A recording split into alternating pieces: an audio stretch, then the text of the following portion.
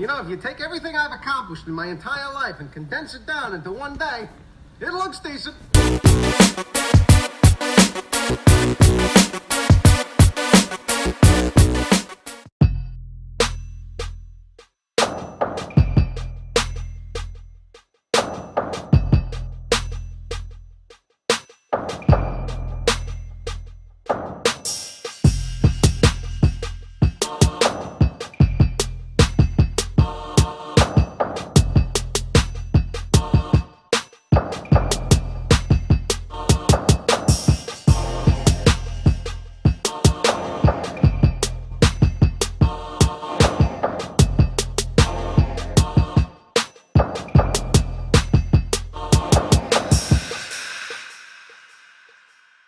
All right, ladies and gentlemen, welcome to another episode of The Decent Show. One of these days I'm going to come up with a new opening. I just pretty much blank out and say the same thing every time. So another classic episode here, Ryan Money with Reagan Horton. And Reagan, how are we doing today?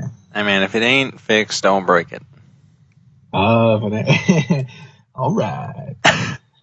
That's exactly how the saying goes. Yeah, I'm doing good. You didn't ask, but I'm good. Oh, okay, good. What are you drinking? Sex on the beach, because you never know.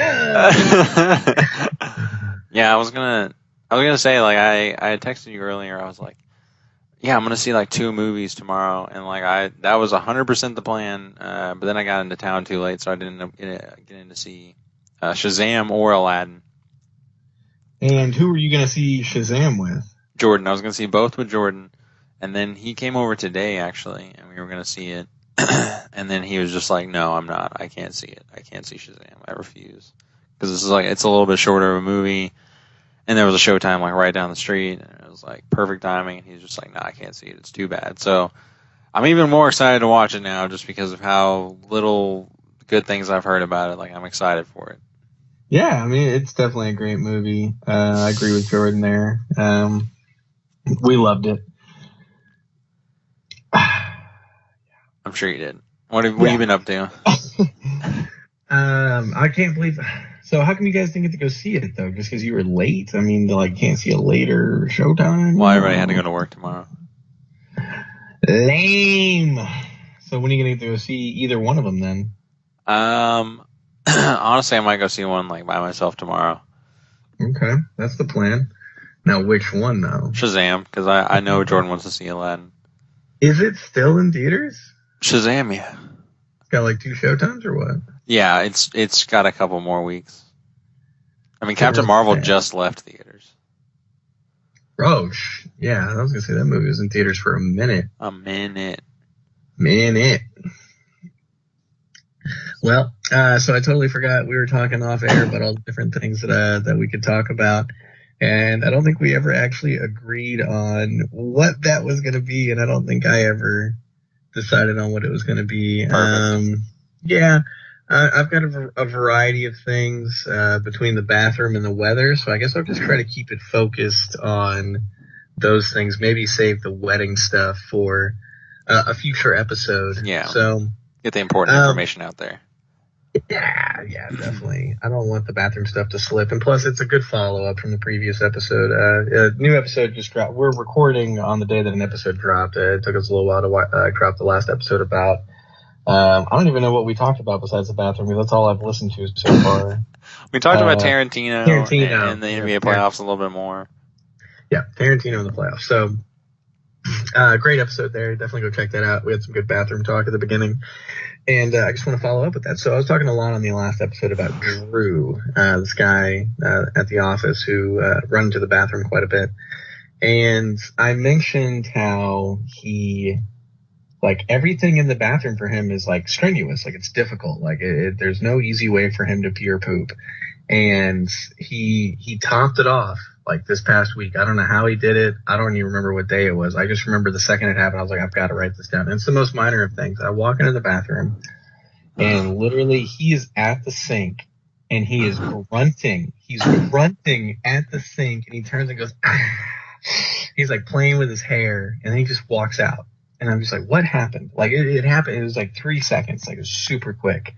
So minor, but it's, like, He's done it. He's grunted at every part of the bathroom. He's grunted at the pooping, the peeing, the hand washing, and even really the drawing. He was like drawing and playing at the same time. I don't even know what was happening. He was making noise and some kind of agony throughout the whole process. And I just wanted to be like, I was like, what? And it all happened so quiet. It happened so quick, and I was like so lost, and I was just blown away. And I sat there in the stall for like 20 minutes just thinking about it, and like I told myself, don't forget to write it down. And that was like Monday. I literally just wrote it down today, but I haven't stopped thinking about it, so I didn't forget it, luckily. Fantastic. What were you doing in there for 20 minutes? You know what I was doing. It takes you 20 minutes? Oh, when you're at work, I'm guessing? No, it just depends on what part of the day I'm at. Like, sometimes if I get in there early, I'll take longer, you know? Like, if the meeting is over early, like, I'll get in the bathroom quicker. And so, and Twitter was probably popping. Like, every now and then I could start reading on Twitter, and next thing you know, like, 10, 20 minutes goes by. So, yeah, that's what happens, man. What else is going on in your world? Boy, I don't even know how to follow that up. Not much, honestly, outside of just trying to see those movies, trying to swag, trying to see where I'm gonna live, that sort of thing. Okay. Yeah. How does it feel to be, sleeping and pooping back at home base? It's fine.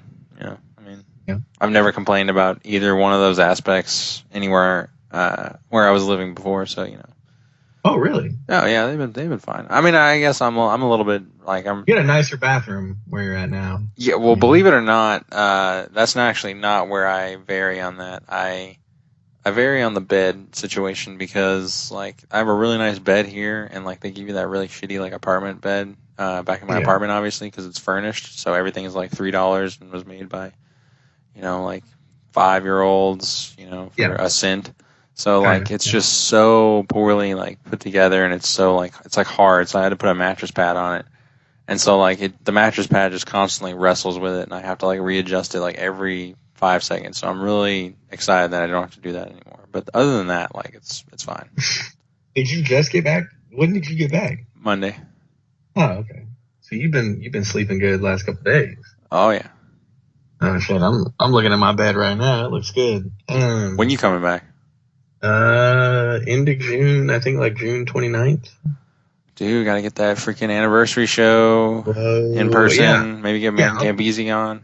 We did like the first half of 2018 like movies review as our first episode, and I was thinking about doing something similar to that, except for we haven't seen a lot of movies, so I don't know like how we would do unless we caught up a lot, Yeah, we might be able to catch up a lot. I don't know that, or we can find like maybe a similar idea but over a different topic. And then the other thing I was going to say, what did you say the date was for the anniversary? July 14th? Yeah. Yeah, actually we should be able to do that. I think technically Gamble will be back by then too. All right, dude. We can get the whole game back together. The whole gang, yeah. So July 14th, anniversary episode. Mark it on your calendars. Loyal Decent Show fans, make sure you're liking and commenting and subscribing on Twitter, because we love you guys. We do it for you. We definitely don't do it for us. That's for sure. So. Yeah, it just keeps us going. All 6 views. I'm sorry, what were you saying? We need all 6 of them. Yeah. We need all 6 of you guys to get on Twitter and let us know. And I was going to say the other big news is I talked about it off air. I finally beat Odyssey, so that's great. Nice. It only took... I should have gotten the hour count. Should have gotten how many hours I put into it to... Hundreds, probably. To beat it. Yeah, I'm probably well over 100. I can't remember what it was last time I checked. Hopefully I'm going to platinum it. There's one trophy that I don't understand. It's a bronze, and it says unveil all sub-regions of Greece. And it's a bronze trophy, but it's like basically ultra rare. Yeah, it's like, well, I think it's at 5.7%, which is like, I think just rare, but it's still like basically because I guess Odyssey is a relatively easy game to like platinum or get trophies in. Like I haven't really had too much difficulty like getting all these trophies because we talked about off air, I've only like YouTubed 2 trophies basically. And I'm about to have to YouTube this one because I don't understand it. I can't find a part of the map I haven't been to yet, so I don't know how I haven't unveiled all the sub-regions of Greece, and I don't get why a bronze trophy is like the most difficult. Like, why is it not worth more than that? Like, I don't know. I'm kind of pissed. So I got to get that, and then I got to figure out what these other hidden trophies are. But I'm definitely like planning on trying to platinum that game, and then I feel like I've already beat most of the DLC because, like, aside from like one of the packs, like I don't seem to have any other DLC missions. I don't know how I've already beat them all. I don't remember doing that. I remember doing a couple, and now I don't have any more. So, LOL. So where do you think it ranks in Assassin's Creed? Ooh, towards the top. Yeah. Towards the top. Yeah. I mean, that's the thing too, because it's kind of hard to go back. Like they keep changing the game so much that like I don't ever really want to go back and play any of the other ones. And all the ones that I do want to replay, I've already done that. I think so. Syndicate, Origins. Syndicate, nah. Well, Syndicate was good. And see, that's the other thing too. Is I think I went back and played Syndicate, and I didn't like it when I replayed it, but I remember loving it when I played it. And again, I think it's just because they keep changing the mechanics and it just keeps getting smoother. So I would say that definitely my favorite ones are still going to be two: Brotherhood, Black Flag, and now Odyssey and Origins. And then I guess like Syndicate would be like after that, and then it just goes downhill from there. And that's still most of the games though. Like I like most of them. I think one was difficult because I played one after the fact, and then Revelations was kind of I didn't really care for it in terms of like gameplay. There was a lot of bad gameplay and bad story in that one. And then you've always played the worst ones, and now you refuse to play the good ones. So. Well, yeah, we've been over it, but it's just I like playing it, but I don't know. Like as soon as I start playing it, I'm like, oh my god, I love this game, and I can't stop. But then I'll stop playing it. I got to download something else, and you got to have enough space for it, and it's always the first thing to go, and then I'll want to play it later, and I got to download it, and it's just like it's. Stop deleting it. And the other thing is, you just said you have nothing to play right now, so that means you should be able to delete something, put Assassins on there, and not have to delete it because you're not playing anything anyway, and nothing's going to come out really over the summer because normally nothing does. So you have the whole summer to play a good game that you've been neglecting. Well, that brings me to what I have to say, and the reason I'm like I have nothing to play right now is I platinum Skyrim, so like I finally. How? What do you mean? Well, okay, one, why have you not mentioned that sooner? And two, how did you do it? Like, is that even common? Like, I thought that game was like impossible to like beat or finish or whatever. It's pretty. Yeah, it's pretty overwhelming, honestly. But I had played it through twice, just naturally, and I had gotten like 50% of the trophies already. So some of the more annoying ones I had to get, you have to find every one of these artifacts or whatever, and there's 15 of them, and they each have quests that take 2 to 3 hours. And like the items are cool and the quests are cool and everything, but by the time like if you're hunting for them, like you're going like 15 in a row. It's just really tedious. And there's another one where you basically have to, get your happiness at this like faction you join all the way to 100. And to do it, you have to like do all these miscellaneous tasks, and like they have to be done in a certain order. And like that one sucked. But other than that, they were pretty fun. I don't know. It feels like really satisfying and relieving because like I've been thinking about that game since it came out. And like I'm finally Which was like how many years ago at this point? It was 8 years ago at this point, or almost 8 years. 8 years this game's been out. Yeah, and I still think it's like one of the best games I've ever played. And it's still one of the best games you've ever played. Yeah, to me it's like top 5. Oh my god!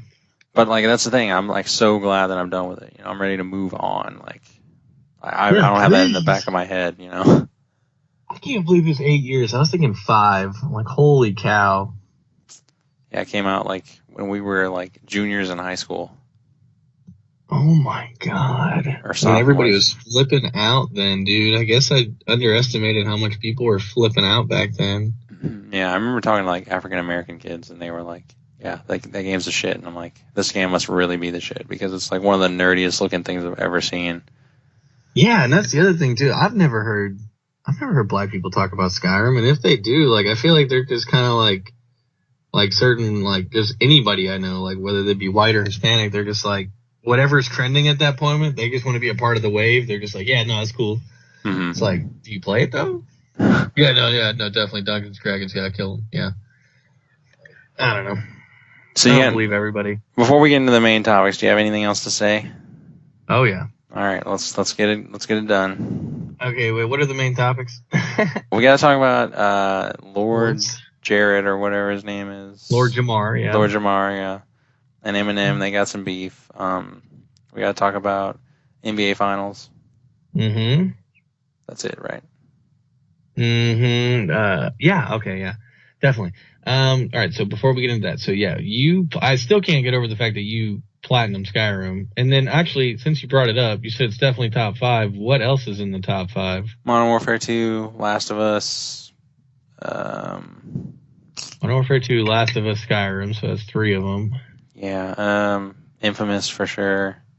Oh God. I know you think it's like repetitive or whatever, but like I like the story and I like. It really does have a good story. It's a good game. It's just I wish they would remake it, so like it was like less repetitive and less like it's aged terribly. Like every other game besides that in the series is more like it is better gameplay.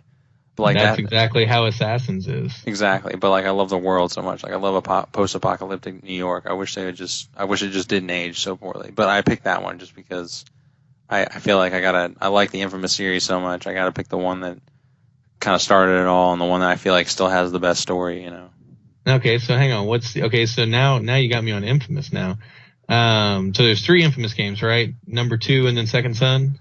It's complicated, but there's... And then Dying Light or whatever? Yeah, First Light, and then there's one called Festival of Blood, which is just like a Halloween, like you're a vampire and you're Cole, the guy from the first 2. Okay, so if you take the first one out of the equation, what's the best after that? First Light. Really? Great story. How much DLC is it? It's just... how many hours is it? It's probably... Well, it's probably like the story's probably like 10 or 15. Like okay. Normal Infamous game is probably like 20, 25. So it's like half. But you get an open world and you get this thing like called the arena, which is where they just send endless waves of like people at you. And that is like the best thing ever. Like I love that. Like you can just sit there and just dick around with the powers and just kill people endlessly. And like you rack up points and you like unlock certain like costumes and stuff like that. Like it's like really fun. Yeah. And like Infamous Second Son's great. But also in First Light you can also play as the character in Second Son in the arena mode. So like you have all the fun of both characters. But basically First Light was released after Second Son? Yeah, that's super confusing. I thought it was Infamous 2 DLC. Whoops. No. But yeah, Infamous 2 is awesome. But the story isn't as good. There's like a really annoying character in that, and Second Son has like almost no story. Like it's pretty insulting. yeah, I remember Second Son. I remember having fun playing it, but like it was fun to play. But yeah, the whole time like the story was happening, I was like, yeah, this is really lame. Mm-hmm. I didn't like the guy either. Yeah, it's kind of a douchebag. Yeah. Well, he was like a nice douchebag. I don't know. It's very arrogant. I don't like it. Yeah. It's like pick a lane. Well, before we get too far, I do just want to mention that today's episode is brought to you by Equate Wet Wipes because it's better than spitting on your toilet paper. And which leads me into my next story. It's going to be so graphic.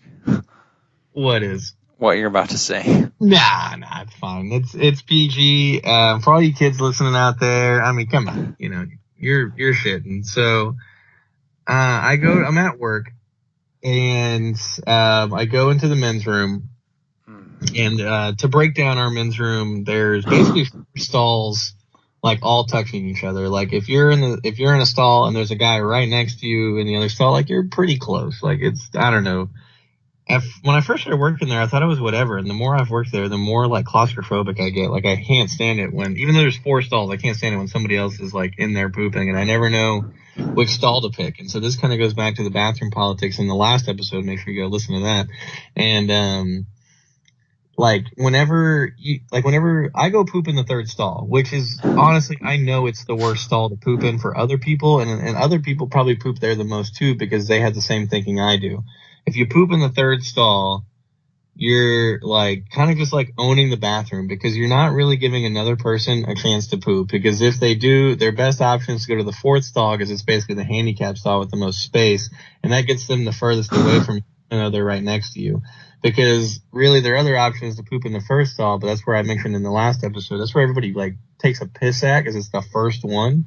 So it's normally like the most covered in piss. You don't really want to shit there unless you're willing to sit in it or put in the work to clean the seat. And then if you poop in the second stall, you're like right on top of the person. You guys are like right next to each other. And so I go to the third stall.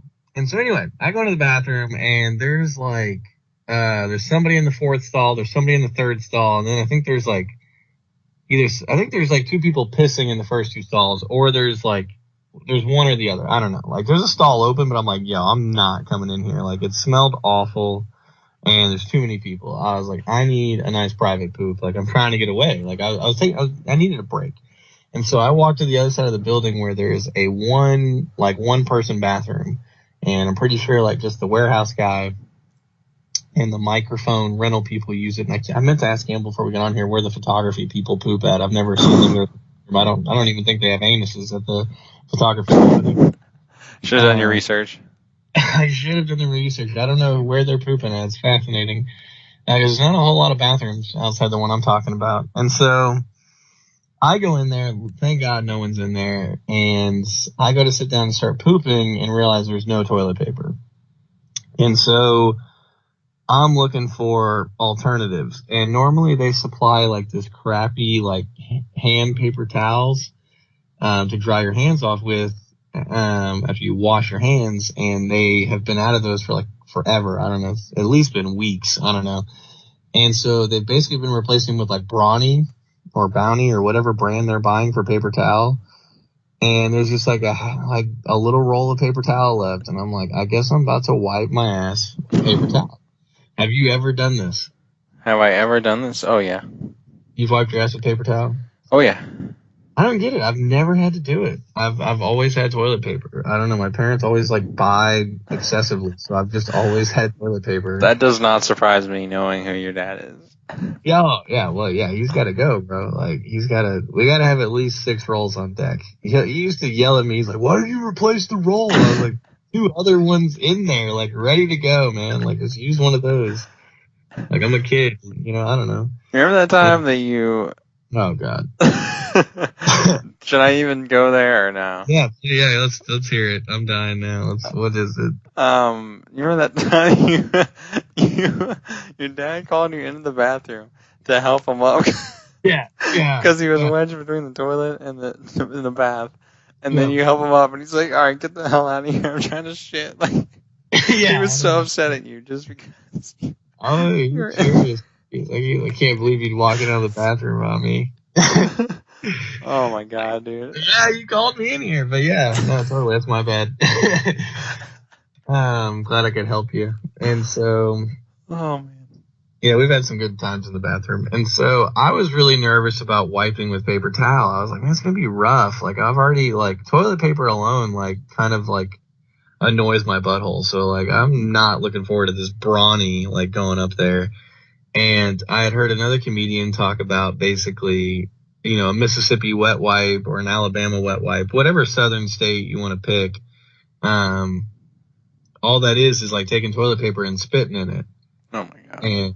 And so I spit in a paper towel and wiped my ass, and I was like, whoa, this worked. It worked like a charm. So if you're ever in a pinch and if you either want a wet wipe and you can't get to equate wet wipes, or you're having to use paper towel or a rougher surface, you always have your own lubricant there to help you out. So it's always good. Vital information. Vital. And so, yeah, it was good.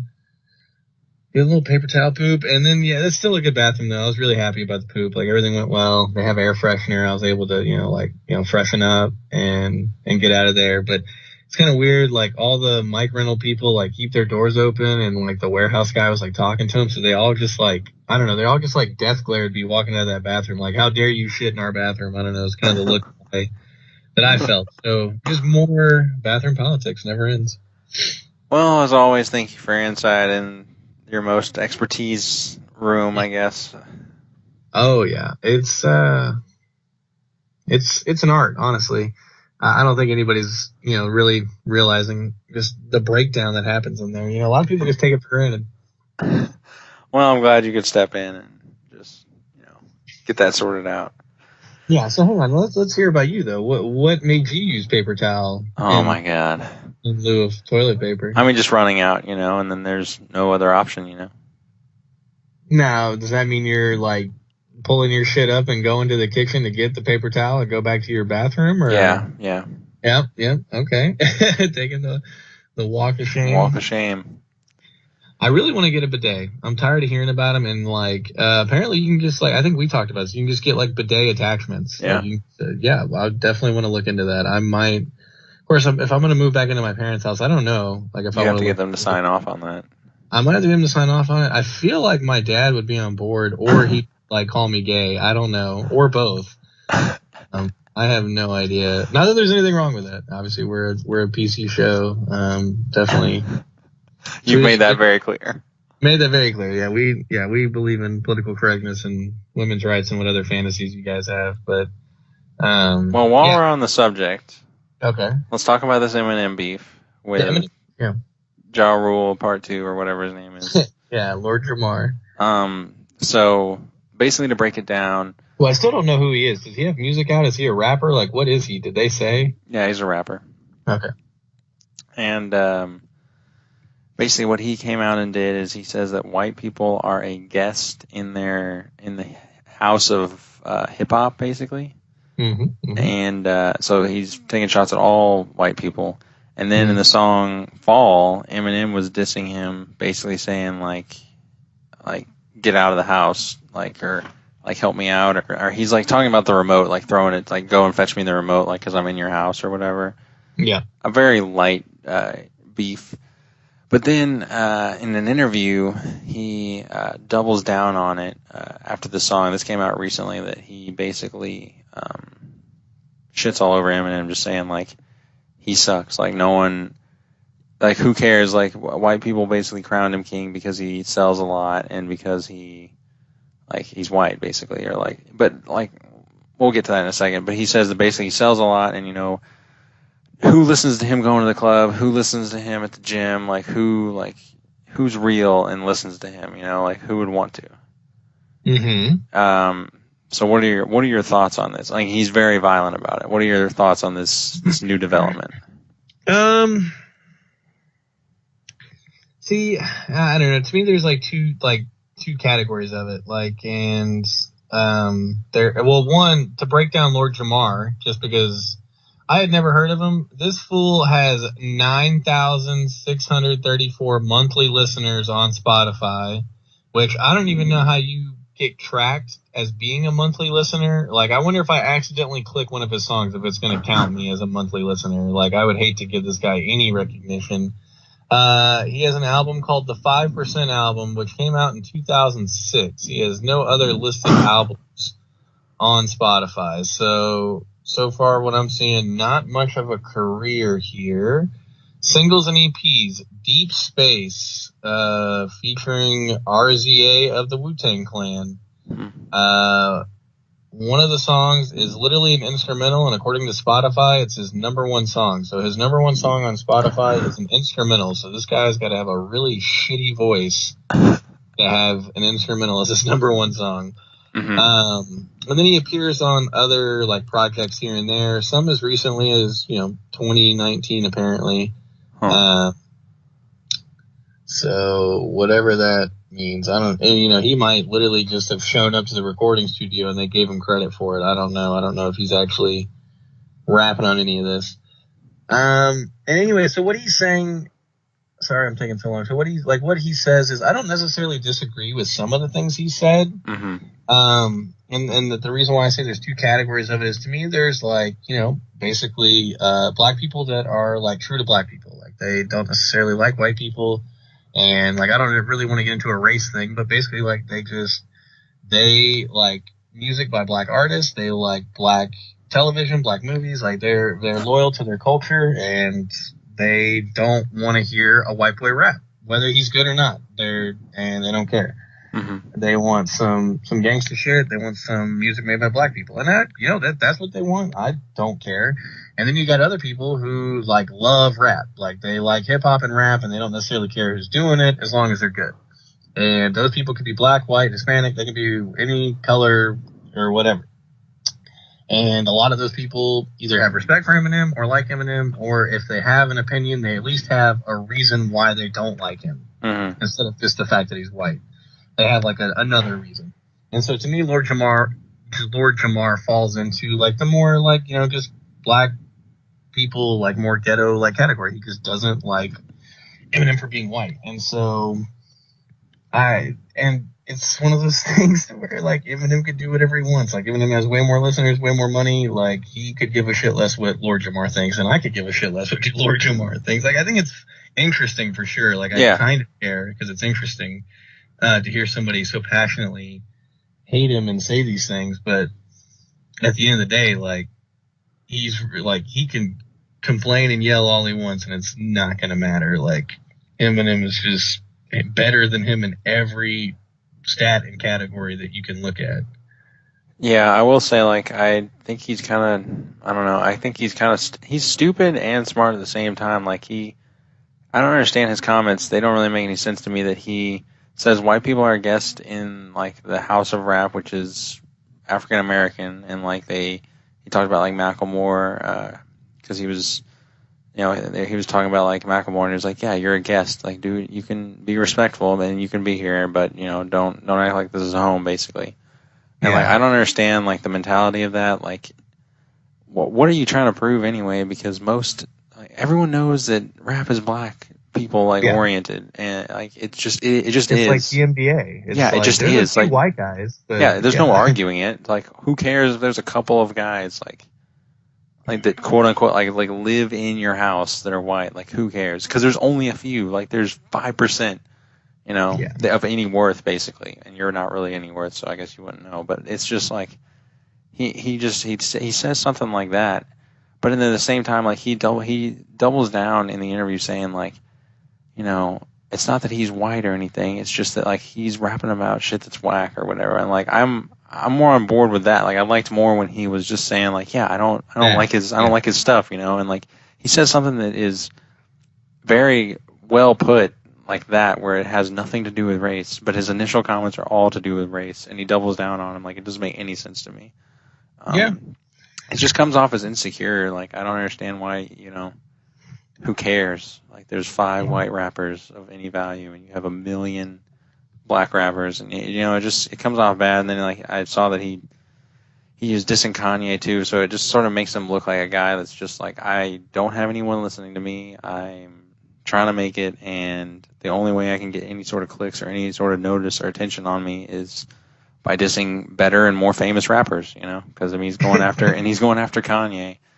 And, a lot of black people are mad at Kanye, though. Well, yeah. Yeah. So, I mean, I'll give him Kanye, but... And then he was saying, basically, like, hey, he was asking in the interview, like, hey, do you like Eminem's music? Do you like it? And then the woman's saying, well, I mean, I don't know if I relate to it. And he's like, yeah, exactly. You don't hate your mom? And she's like, oh, I don't hate my mom. And he's like, you don't take your child and tell her to go and get, like, raped or whatever. Like, he basically, like, he insinuates that, like, yeah, go Haley with this other man, like, and he takes it into a completely different context that no one has ever thought. He's saying he's so messed up that he can't take care of his daughter, basically, which he's doing the right thing in that sense. But he's making it sound like he's giving away his daughter to Dr. Dre, and it doesn't even make any sense. Yeah, it doesn't. And you kind of jogged my memory to, like, some better points there, because you're making great points about, like, how, he does mention for a while that he doesn't like what he's rapping about, and that's fine. That is definitely a better point. And then, damn it, I already lost it. Oh well. And, like, I don't know, I didn't look anything up about him before you talked about it, but make some music, dude. Like, make some music and get a little bit of popularity behind you, because I care even less now. Like, I think it's pathetic now that you're going after Eminem, because at least MGK, like people knew who he was, and you know he didn't make it. Don't make it about race either. Like that's such a cop out. You know, like diss him on other things that are that are getting I don't know, and some of the more things rap related. Yeah, more rap related. And he's like, rap isn't about words and like rhyming and like so what? You can rhyme like cat with hat, and I'm like.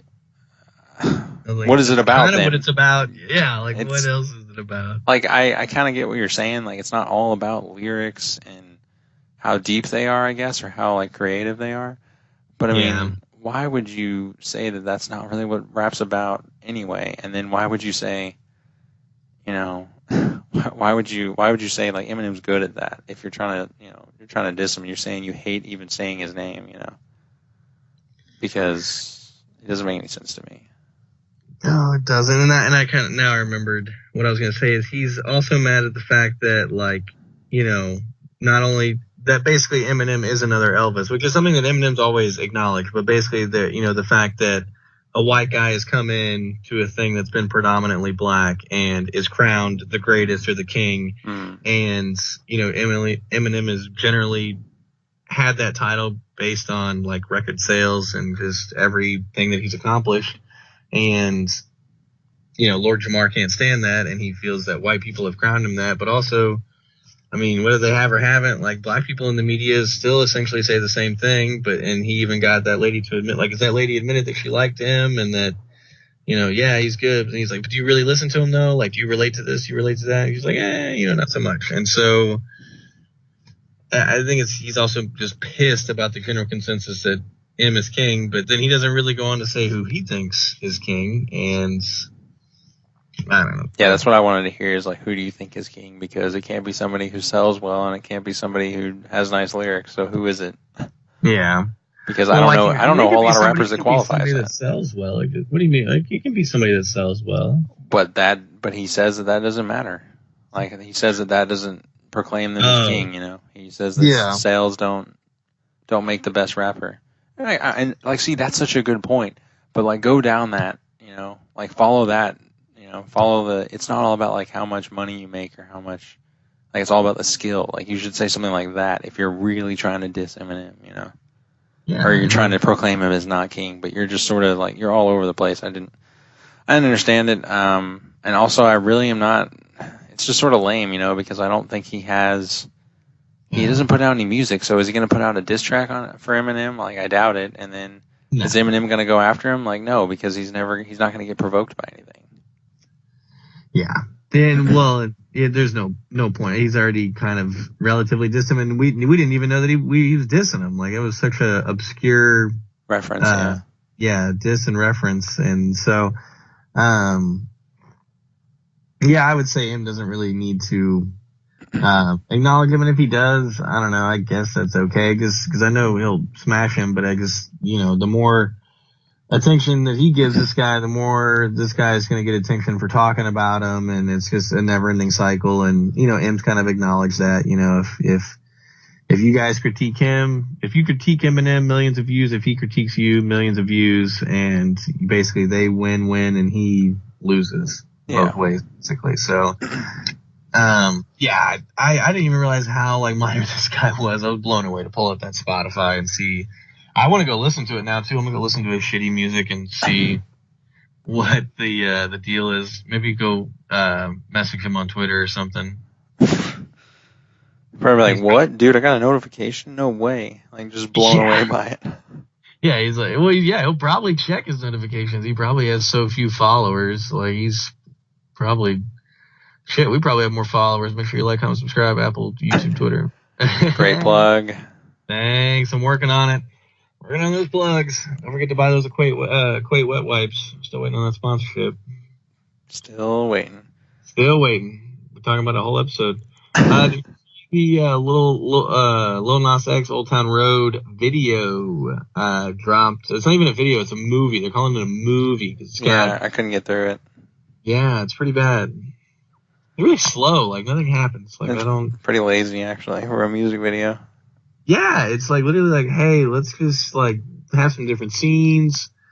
Make sure we have the song, obviously. Gotta have the song. And then let's just throw in a bunch of random people like Chris Rock, Diplo, and Vince Staples, and whoever the hell else, and we just have everybody stand there and do nothing while the song plays. And that's basically what happened.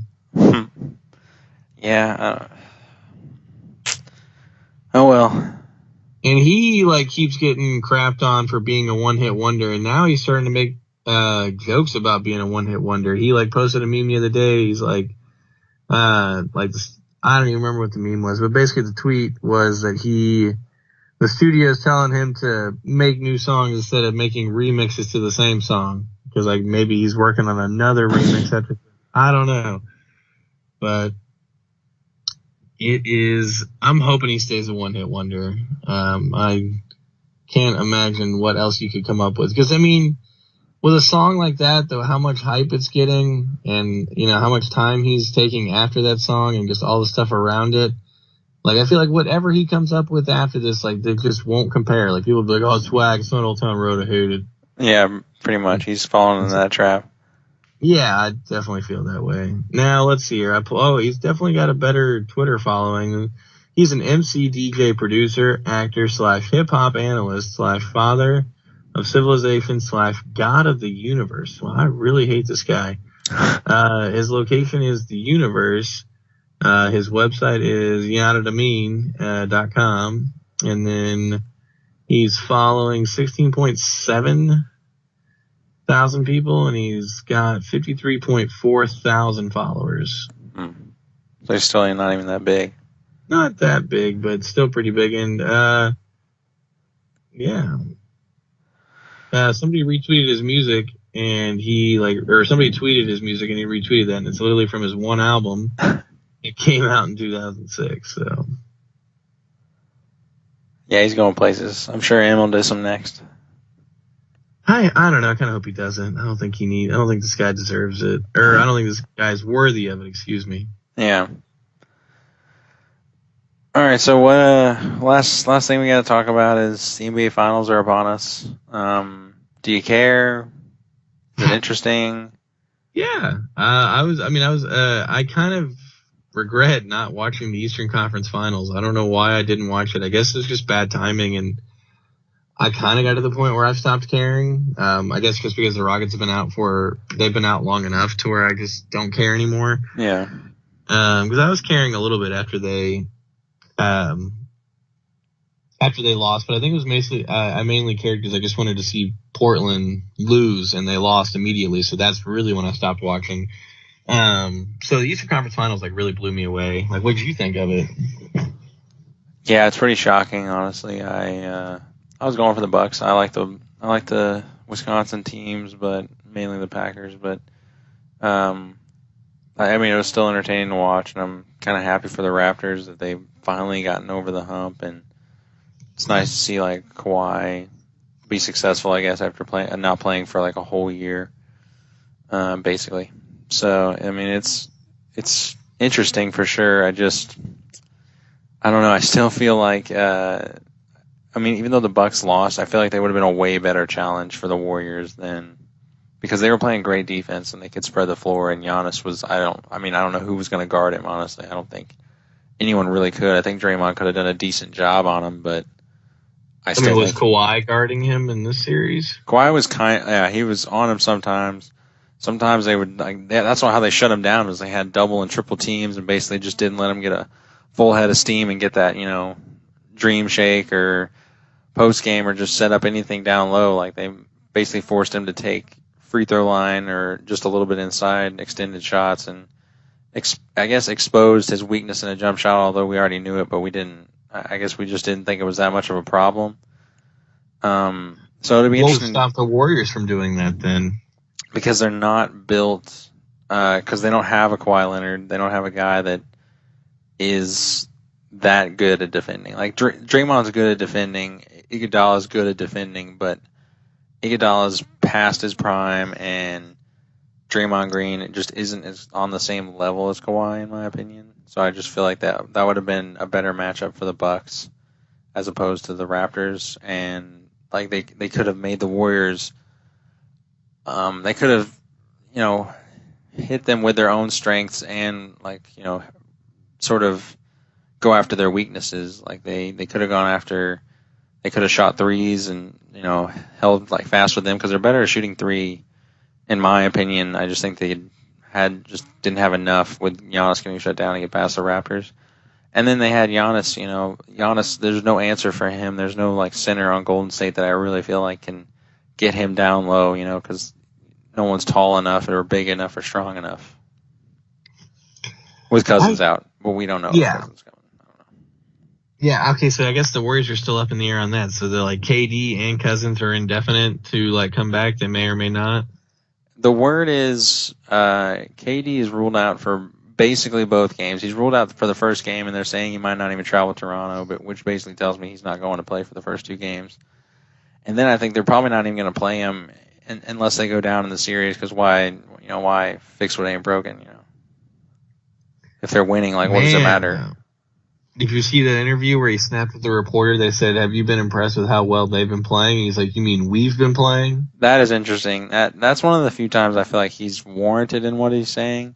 I feel like he's a little just pissy, too pissy sometimes. Like, you're a multimillionaire, like, you're the face of the NBA, or you're one of the faces of the NBA, and a lot of people love you, especially in California.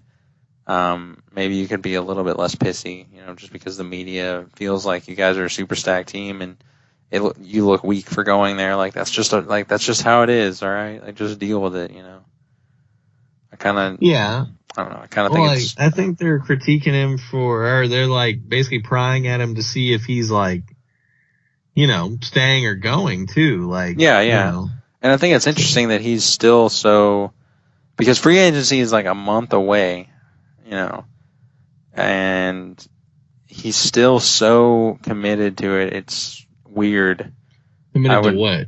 Committed to the Golden State Warriors. Like, he's still, I'm not saying he would just be like, yeah, I'm done or whatever, but, the fact that he told that reporter that way, it kind of hints at him being a little more committed than I guess we all think, because we all think he's pretty much gone no matter what. And now I feel like I'd still feel like he's gone after the season, but I'm a little less confident in it. Yeah, I feel like I've been 50-50 this whole time because I just can't understand leaving a championship team. But, everyone keeps saying that, he's gone and that they don't get along, and I see that too. But, a lot of times winning outweighs everything. So I've always been kind of 50-50 on whether he's staying or going. And I still expect them to win the championship, whether they face Milwaukee or Toronto. And I feel like both of us, debated pretty heavily, not debated heavily, but like we were both like on the fence about who was going to win the Eastern Conference Finals. Mm-hmm. And we both were kind of picking Milwaukee, rooting for Milwaukee, and both just kind of assumed it would be them because we thought they were the better team. And we both had 7 games too. We both said 7? Yeah. We did both. Yeah, we both said 7. And I said whoever won Game 5 would win the series. And technically I was right. Because I did say whoever would win Game 5 would win the series, but I did pick I assumed it would be the Bucks. I thought it would be the Bucks. But I don't think either one of us counted the Raptors out, though. I feel like neither one of us believed in them enough to ultimately win. But we didn't really count them out. I still thought they had a chance. It's just if you asked me to pick, I picked Milwaukee. And we both were wrong about that. So I definitely would have counted them out in terms of winning both 5 and 6. Yeah, I was blown away by that too. But that's the other thing is like whenever we were talking about it at work, if Milwaukee loses Game 5 in Milwaukee, like, are you really going to win Game 6 in Toronto? Like, it's just like, how do you lose Game 5 at home, man? Like, that's just a can't lose game, and they did. And I didn't watch 5 or 6. I couldn't believe it. They were great games. I'm sorry you missed them. I can still go back and watch them on YouTube, but just crazy. And then Kawhi, I guess, is that big of a factor. Like, we always knew he was good, and then you always wondered how he would come back after this injury, and he has like come back with a fury, and he's still putting up one of the best playoff runs that has ever been seen. Yeah, and he's really great. But I'm gonna come back to it. Like, first take needs to calm down. Yeah, they're already just like he's the best player since Jordan. He's already better than Kobe. He's up there with LeBron. Like, it makes no sense to me. Like, dude. And they always like pick a name and they like pick an angle. Like, they're just like exactly. And it's all clickbait and it's all just when you have a show that is an hour long, 4 or 5 days a week, all year long, you have to say BS like this. Like, what are you going to talk about? And like that's the thing, is they're primarily basketball, football oriented, and then they just sort of cover like the controversial or weird things that happen in other sports. So what are they going to talk about in this week before the finals happen? They have to talk about. They have to make these hot takes and these things that I really don't even think they believe. I just think that they're like, yeah, I'll take $1 million a year to say some BS that I don't even believe or block or back it up on Twitter and have a different take every single day. It's just annoying. Like I just feel like it's more prominent than it's been in recent memory, or maybe I'm paying attention to it more. Yeah. But he is great. Like I don't think there's any debate. Like he's really great, especially if he can beat this Warriors team. Like that's pretty special. It is, and I'm interested. I'm not counting them out. Still picking the Warriors to win. Oh, but, yeah. I think the Raptors, I mean, the way they played against the Bucks, man, like they have home court too, which is big, and I didn't even realize it.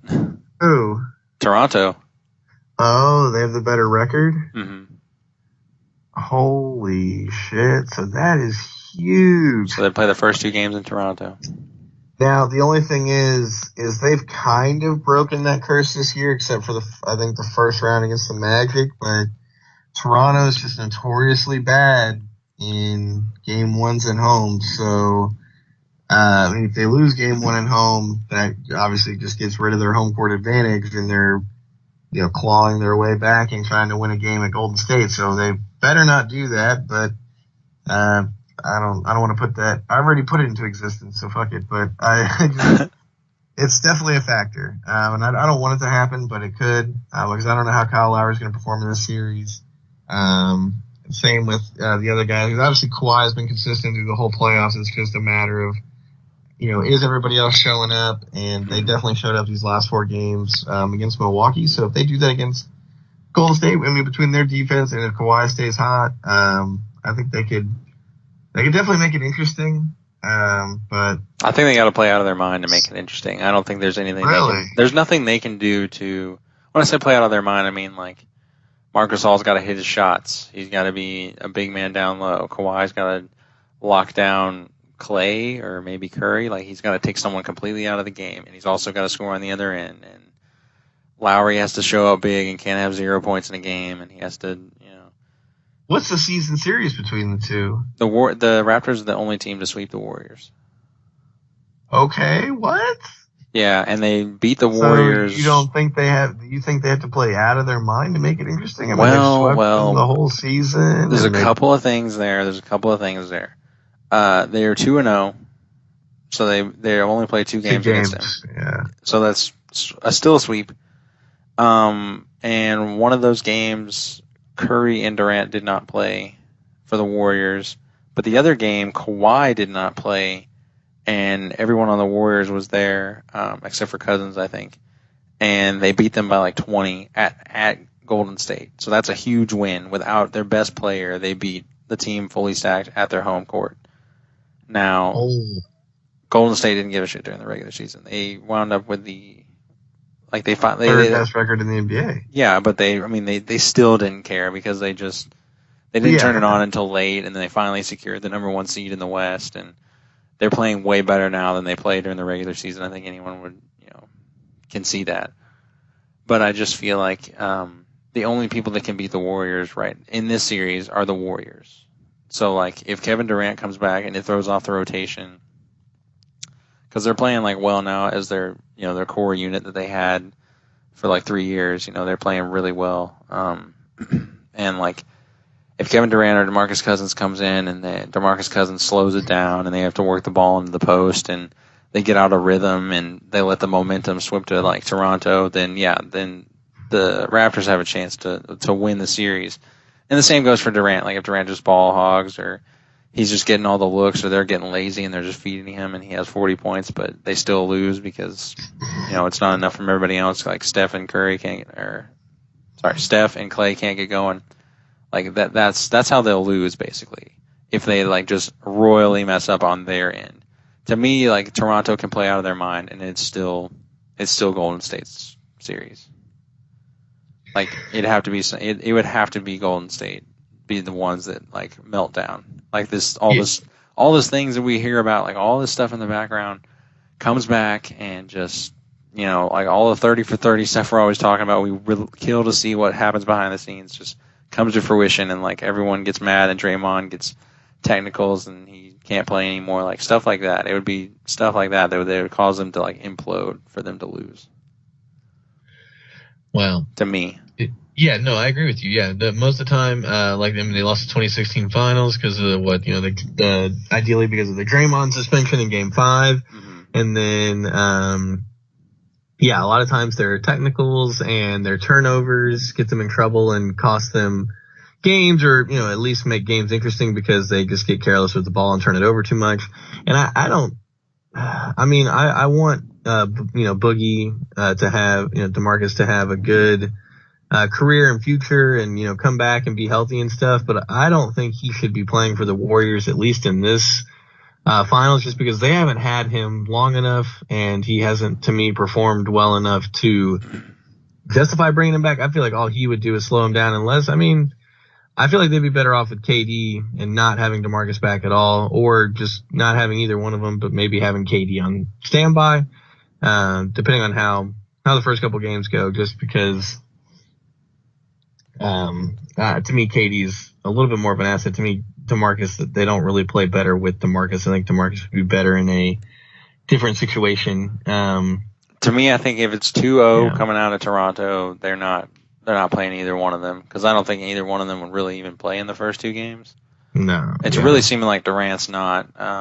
And even if Boogie plays, it'll be a few minutes. I think they might use him just to come off the bench and just give their bench a little bit of life, I guess. For those just minutes where they need to rest, the people who are doing most of the work, that would be, I guess, beneficial. But I don't think, outside of that, I don't think either one of them will play if they come out of Toronto 2-0. I don't think they will, because I think Toronto's like just playing so well, and they're so hyped, and the home court there is insane. Like watching the games, like they're just so loud. Like it's really awesome. Yeah, dude, they're excited. First finals ever. Exactly. So they're just Canada. They're gonna win a game at least in Toronto. But if somehow they don't, then I don't see why you would even mess with it. Well, I'm blown away that they have home court. I did not even know that. But once you mentioned it, I remember now that I guess Golden State had the third best record in the NBA. But I just assume them being first in the Western Conference, they had home court. A couple of fun facts here that I liked on Twitter. So these four players: Kobe Bryant, Tim Duncan, Dwayne Wade, and Steph Curry. Mm-hmm. Every NBA Finals has had at least one of these players in it since 1999. Huh. And then just kind of a random fact. Another random fact. This is the craziest stat I've ever seen, tweeted John Kiefer, who I don't know who that is. But the stat is Brooke Lopez has more blocks this season than Kevin Garnett ever had in a season. And he's also made more threes this season than Kobe ever did in a season. And he did that in the same season. So that's that scrub that the Bucks have that, Jordan seems to think is the worst player ever. Yeah, he sucks. I would hate to have him on my team, blocking shots and hitting threes. I hate that in basketball. And then I don't understand this stat. Me and Gamble were trying to do the math on it. We couldn't quite figure it out. But basically 36 straight NBA finals have included at least one player who played with Shaq at some point. Huh. Who's in this one? He played with Toronto's Danny Green in Cleveland back in 2009, 2010. Wow. Mm-hmm. I mean, that just shows like where Shaq was in his. I mean, I think in his later years in his career is where he went to literally every team. Yeah. He went to a ton of them, and then. And that's the thing, too. He always went to, like, a decent team. He always went to, like, a playoff team. Maybe not a championship teim, but he always went to a playoff team that was like, yeah, we could use you. Mm-hmm. And then they had him for a year, and they're like, yeah, he's fat. And they got rid of him. We don't need him. Yeah. All right. So in 2014, a young Kawhi, who was 22, he won the finals MVP and kept the Heat from getting their third straight championship. 5 years later, he's trying to stop another three-peat. Yep. I guess we should talk about that. Well, I'm sorry. Go ahead. No, I think that's all of them. That's all of them. Yep. What do you think? The Warriors win, okay? So they've won 4 out of the last 5. Like, is this the best dynasty in basketball? Outside of maybe the Celtics. Outside of definitely the Celtics. The Celtics are definitely the best dynasty in terms of just success. Yeah. So wait, this would be 5 out of 6 then? 4 out of 5. This would be 4 out of 5. That's tough. I don't know. I would still pick Jordan, but I'm probably just playing favorites at that point, still being biased. But 6 out of 8. 6 out of 8, and honestly, if he wouldn't have retired, how do we not know we're talking 8 out of 8? He got the Rockets retired, in there, bro. There ain't nobody stopping the Rockets. But Jordan retired though, so that's a massive what if. If he didn't retire, who's to say they don't win 6 in a row? And then he retires for good, and the next 2 years are won by like the Spurs or whoever's good. But I don't know. I would say that they're up there though. Either, again, outside the Celtics, either the best or second or third best to maybe the Bulls, and I guess maybe throw the Lakers in there somewhere. But it's tough, and because you get the 73 win season, but it's so tarnished by the fact that they didn't win the championship. So they got no one to blame but themselves. Like they had that. Yeah, they just got cocky and stupid. Pretty much, but I'm still kind of glad it happened. But I'm also not crazy about the fact that LeBron's the one that did it. But same. Yeah. I remember not even. I remember like everyone talks about the 2016 finals as like one of the greatest series ever, and I don't doubt it. But I have never watched any of it. Really? I have no interest in that. I'm sure you've seen highlights of it without knowing. Oh yeah, I've definitely seen like the biggest plays and mainly Game 7 and stuff like that. But it's just I'm just like I don't care. Like I don't want to see LeBron. I don't want to see Curry. I don't want to see any of this garbage in here. Like, and then I don't know. I was also just doing something and I just didn't. I really just tried not to watch. I didn't even try not to watch it. I just never came across it. Like I saw last year's finals and those were super boring, but I wasn't busy. So, and it's basketball, and I get even if like I hate the teams in the playoffs or whatever. If I have time, like I'm gonna watch it because we're about to enter the dry spell of sports, and I hate that time. I do as well, and I feel like I've just been busy lately, and I feel like I would watch it. If there's time to watch it, I normally would put it on. But I feel like either haven't had time or I keep forgetting to, or I just don't care. So I don't know if I'm going to watch this year's finals. I might wait to see how game 1 goes, or if I'm free Thursday night, I might throw it on. I don't know what's going to happen. I don't care too much. I want Toronto to win, I'll tell you that, but, my guess is they won't. I'm just going to go ahead and I guess keep it generic and take the Warriors in 6. What are you thinking? It's kind of the safest bet. I'll go Warriors in 5. Really? Yeah, I think it'll be Warriors win the first game, Toronto wins the second game, and then it's all Warriors. That's definitely. That's a solid guess for sure. That would probably be my second or just to have a different guess. Opinion than you, just so I don't know. One of us can be probably right, or maybe both of us can be wrong. If you win 7 games, that would be phenomenal. Yeah. That's what I'm hoping for. That's what I'm trying to be optimistic about, or maybe just Toronto sweeps them. Toronto wins. Yeah, see, that'd be great. Can you imagine how like freaked out everyone would be? Oh, I think the world would shut down and Kawhi would be like hailed best player in basketball, bro. Better than LeBron, Kobe, Durant, everybody, man. Mm-hmm. He's the GOAT, the God, but we'll see. I'm trying to be optimistic, just because Kawhi has played so great so far, and I didn't expect them to beat the Bucks, and they proved me wrong. So I'm hoping they will continue to prove me wrong, and at least beat or challenge the Warriors. Do something. Because if they go down in 4 or 5, man, like I will be so soft. And interested to see what happens in free agency, hoping that, the Warriors get changed up in some way, shape, or form, to where they're somehow less good. But I could see them like losing KD and like Draymond or something and signing somebody better to replace them or something stupid like that. Mm-hmm. I'm really looking forward to the offseason more than the finals, if I'm being honest. Same. I've been looking at the offseason more for ever since we started talking about the offseason like an episode or two ago. The NBA playoffs episode. I'm sorry, what?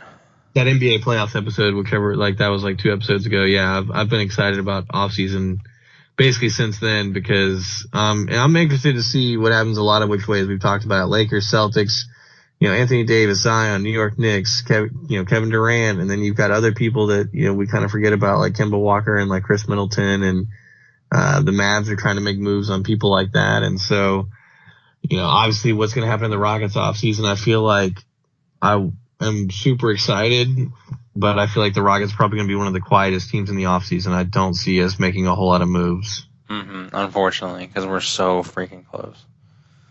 Supposedly. We're so close, and we're just so tied up in money. I mean, we don't have a whole lot of room to get anything else. Maybe we get Cousins.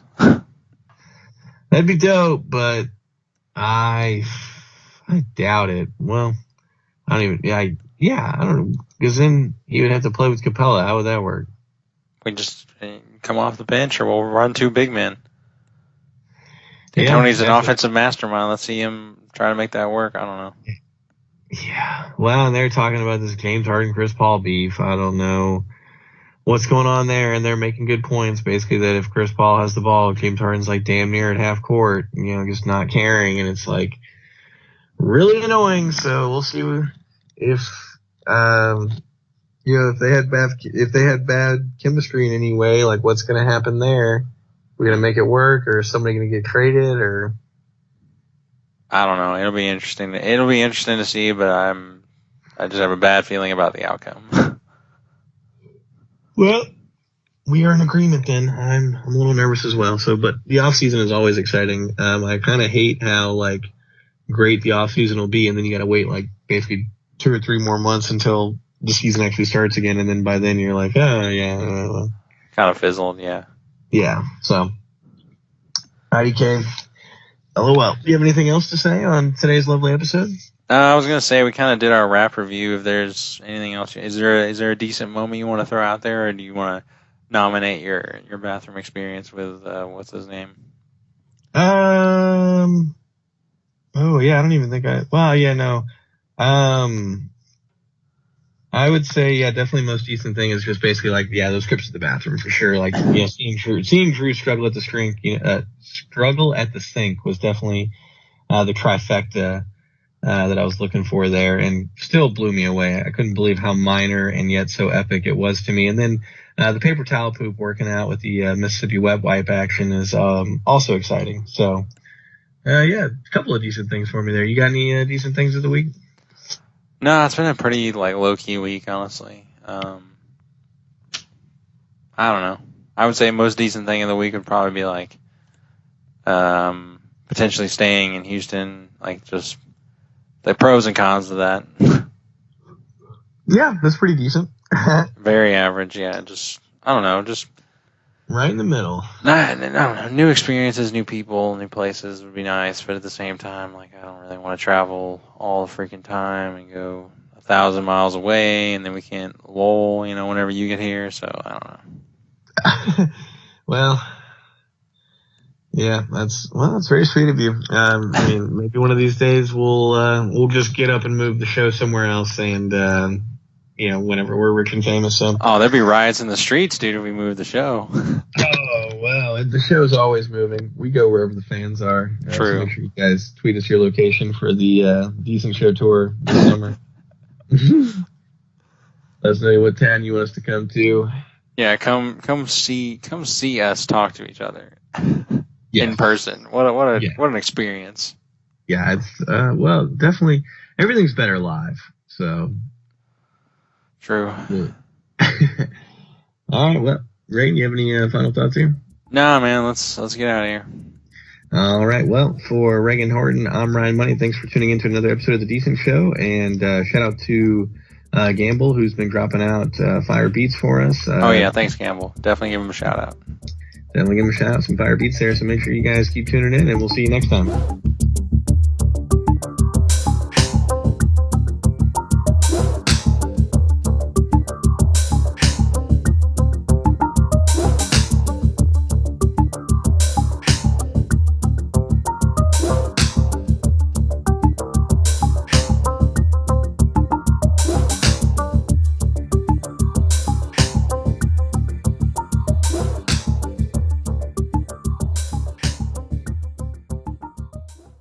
Phone repair? You mean 411? Right. So, I'll be doing the rap battle at the 23 Club tomorrow night. I don't believe this shit. Word. You two should come down. I'll be rapping, I'll be capping, I'll be tapping, I'll be flapping, I'll be happing. Ning, ding, bing, wing. Yo. Sounds good. Good, could, should, hood.